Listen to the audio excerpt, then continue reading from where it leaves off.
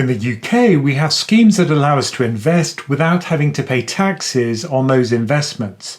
These are the Individual Savings Account, or ISA, and the Self-Invested Personal Pension, or SIPP. In this video, we'll look at the differences between those two, but also recent changes made to both, and we'll consider which is best. Today's video is sponsored by HelloFresh, which is a rolling weekly meal kit delivery service.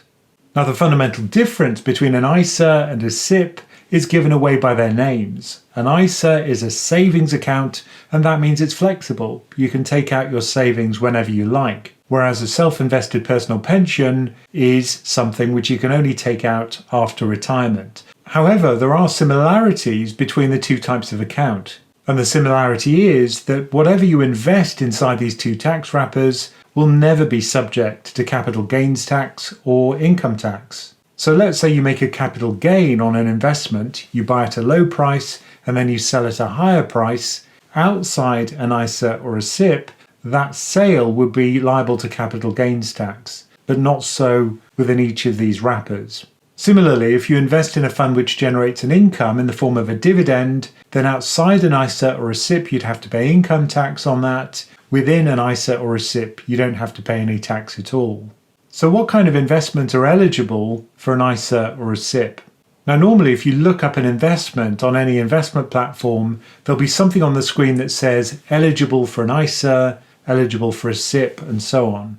For example, you can buy single shares as long as they're quoted on a recognised UK or overseas stock exchange. And you can find a list of those exchanges on HMRC's website, but all of the major exchanges are there. For example, the New York Stock Exchange or the UK London Stock Exchange. Now, there are some funds which trade on stock exchanges, for example, exchange-traded funds or investment trusts. Both of those are also eligible for ISAs and SIPPs. And of course, regular funds or unit trusts are available too. So those regular funds would be open-ended investment companies. And then finally, a category which is becoming more popular now that interest rates are higher is single UK government bonds, or gilts as they're called, or UK corporate bonds. And both of those also trade on the London Stock Exchange. And I think it's kind of interesting to look at what people actually buy inside their self-invested personal pensions. This is a breakdown from Interactive Investor, for example, from 2023, which shows that funds dominate. They make up about 44% of the total investments. Investment trusts make up 20% and ETFs make up about 12%. Then we also have single shares, about 21%, and then a tiny sliver of the newly attractive gilts and corporate bonds. Now, one big difference between ISAs and SIPPs is their flexibility. Now, with an ISA, you can take out money whenever you want. It's not advisable to do that because it immediately loses its tax invisibility when you do that, but it's certainly possible. Whereas with a SIPP, you can only start to withdraw money once you reach the minimum pension age, which is 55 currently as I make this video. However, in 2028, that age is going to increase to 57 years. There are some exemptions for that. For example, if you're suffering from ill health and you have to retire early, or if you have a very serious illness. But you can see immediately the flexibility of an ISA is much greater. There's also a difference in the amount that you can save every year. For an ISA, it's $20,000 a year, split across different types of ISA, which we'll see in a minute. For a SIPP, you can usually invest more. I say usually because the maximum is set by your earnings in a given year. And there's also a cap of 60k. You can invest whichever's the lower of those two numbers. Another difference is with the ISA is that if you don't use a given tax year's allowance, the 20k, you lose that allowance. Whereas with SIPPs, you can carry forward previous year's allowances up to 3 years in the past, as long as you're a member of a registered UK pension scheme at the time. Today's video is sponsored by HelloFresh, which is a rolling weekly meal kit delivery service with no minimum term or commitment. Now, I spend a lot of time creating YouTube videos like this one, recording podcasts, and helping my Pension Craft investment community. That means I don't have a lot of time left for planning meals and shopping for ingredients. So a service like HelloFresh is great for rolling the planning and shopping into one. Also, it's a great way to vary our dinners, as it's easy to get stuck in a rut with the same old recipes. HelloFresh has got over 100 recipes to choose from. Each meal comes with really clear instructions and timings, so you can also prepare the things in parallel. For example, I cooked sirloin steak with peppercorn sauce and lyonnaise potatoes. The ingredients were all provided for us, and here you can see them on a table, and for some reason my dog Teddy was very interested in those ingredients. And I have to say, the end result was truly delicious. Teddy enjoyed them too. As a viewer of PensionCraft, you get 60% off your first box and free dessert for life. Just use the promo code PENSION2024 or use the link in the description below or the QR code which you've seen on the screen. This offer is also valid for Ireland, but the discount may vary. So now let's dig into that ISA limit and the types of ISA. For the 2024-2025 tax year, the limit across all of your ISAs is a maximum of £20,000. And that's per person. So if you have a partner, they'll also have a £20,000 limit. And if you have children, you can also put £9,000 into a junior ISA for them every year. Now the four types of ISA are a cash ISA, which is almost like a deposit with a bank. It usually offers very low rates, but it also comes with very low volatility or risk. The second type of ISA is a stocks and shares ISA. This is the one I talk about most of the time. It's very flexible. It's not just for stocks and shares, it's also for funds, and that would include exchange traded funds and investment trusts. And of course, you can put single government bonds and corporate bonds into them too. The Innovative Finance ISA is for peer-to-peer lending, for example, if you put money into those platforms. And the Lifetime ISA is the odd man out here. It's a little bit different in terms of allowances. Firstly, the age limits are very different for the Lifetime ISA. The first payment into the LISA, as it's called, has to be made before the age of 40. And you can only make contributions up to the age of 50. But I think the real benefit of the LISA is that the government makes a contribution towards your contributions. They provide a 25% bonus. But that's only up to a maximum of £1,000 a year. So your total contribution every year is £4,000. And that forms part of your £20,000 allowance across all of your ISAs. Now there are strict rules as to what you can use your LISA for. You can use it to buy your first home, or you can do it as retirement savings. If you do use it to buy a house, there's a cap on the value of the house of £450,000. If you're using it for retirement savings, you can only take the money out after the age of 60. Now, if you break any of those rules, if you take the money out earlier or not to buy a house, then you'll pay a 25% charge, which is just taking back the bonus payments from the government. That also applies if you transfer it to a non-LISA ISA. So while you can withdraw money from any of the ISA types except the LISA at any time in your life, with a SIPP, you can only withdraw money after retirement age. Now, your withdrawals from your SIPP are just your income and they're taxed as such. And that means that if your total annual income, including your withdrawals from your SIPP, are less than your personal allowance, then you won't pay any income tax at all. Now, there is the ability to withdraw money tax-free from your SIPP. 25% of the savings in the SIPP can be withdrawn that way, and you can do that all in one lump sum as you retire. Although usually it's not such a good idea to do that. But there is a limit as to how much of that tax-free lump sum you can withdraw. It's limited to around £270,000 a year. Now that 25% tax-free lump sum does not affect your personal allowance.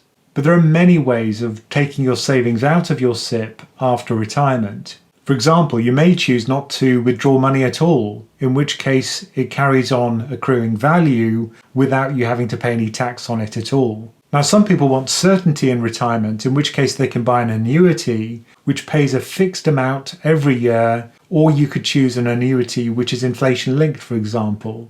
I've made a separate video all about annuities if you want to learn more about that. Alternatively, you could go for something called flexible income. Now, when you start withdrawing money from your pension, 25% of it will be tax-free, assuming you didn't take that as a lump sum up front. Another option is to take lump sums every year, say, out of your pension. And again, 25% of those lump sums will be tax-free. Another alternative is to have a combination of all of these different choices. You could have an annuity, you could take lump sums alongside that annuity as well.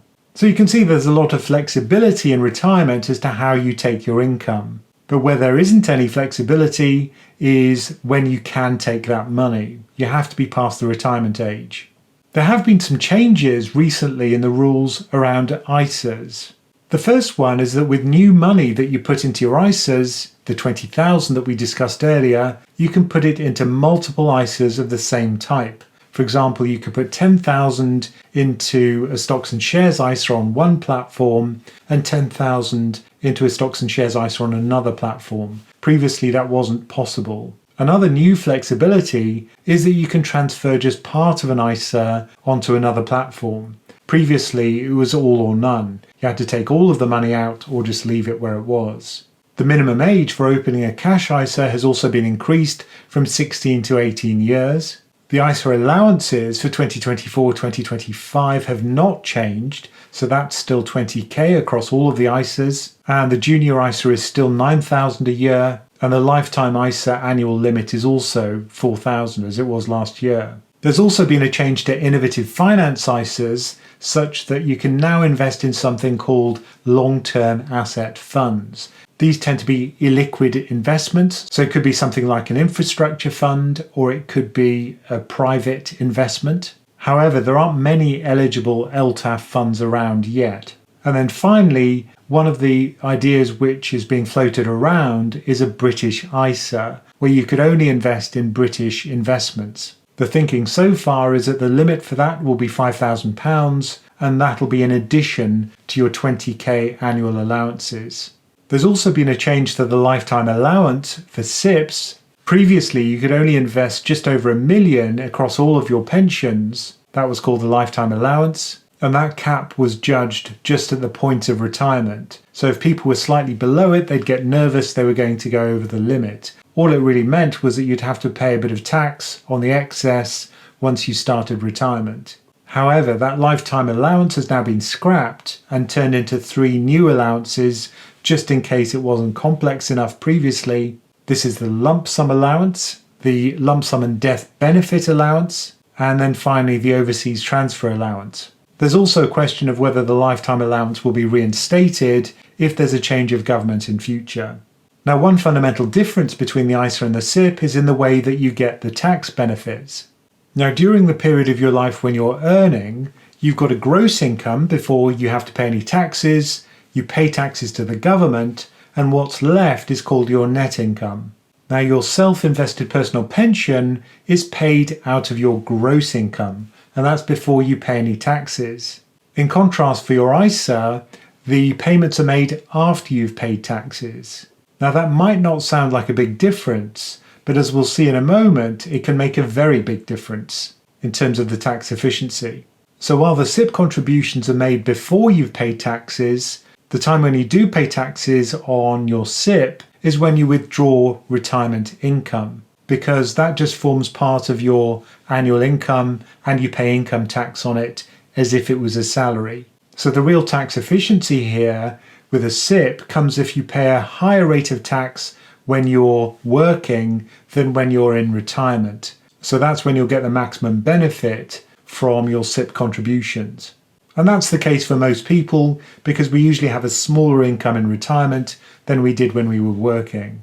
Now, when it comes to tax efficiency, SIPPs are incredible. So what I've done here is I've shown the benefits of paying in from your gross income before taxes are paid. Because effectively what's happening here is you're getting a tax relief. If you're a basic rate taxpayer, then when you put £100 into your SIPP, magically you'll see it turn into £125. And that's because your contribution is grossed up by the platform, assuming you're a basic rate taxpayer. So what that means is that for every £1,000 contribution to your SIPP, you only have to put in £800.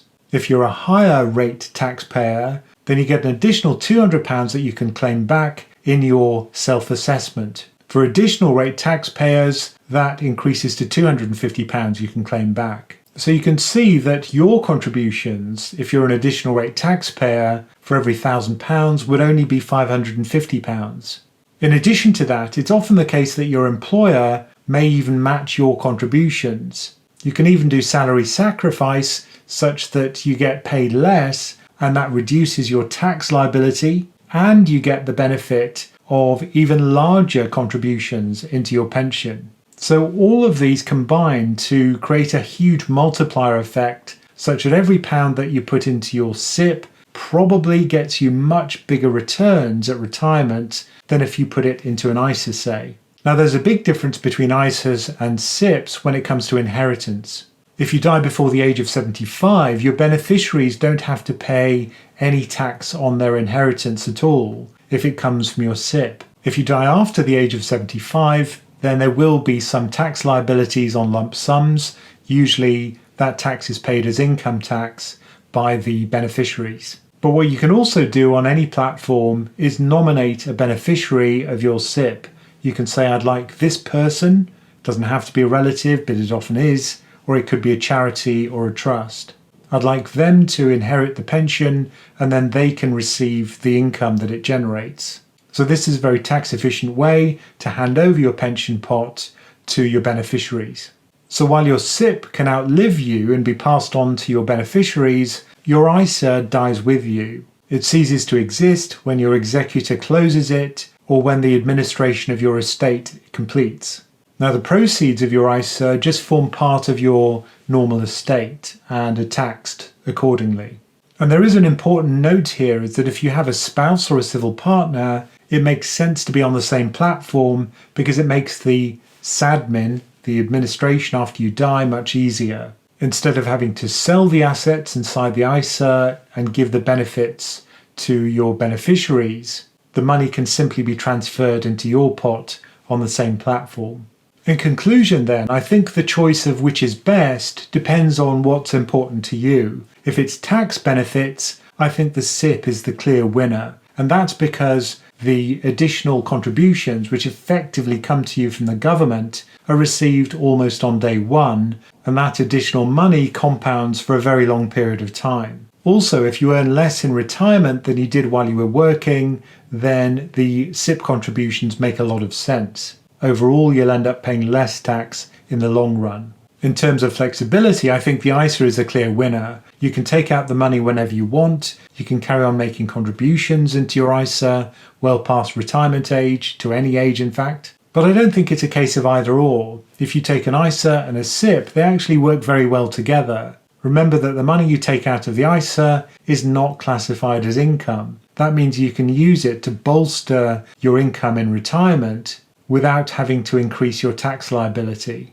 Money taken out of a SIPP, remember, is treated as income. Money taken out of an ISA is savings. So I hope that's helped you learn more about how you can use your ISA and your SIPP and the relative benefits and drawbacks of both. Now, don't forget our offer from HelloFresh, which is the sponsor of today's video. You get 60% off your first box and you get free desserts for life. Just use the promo code PENSION2024, use the QR code, which you can see on the screen right now, or alternatively, use a link in the description below.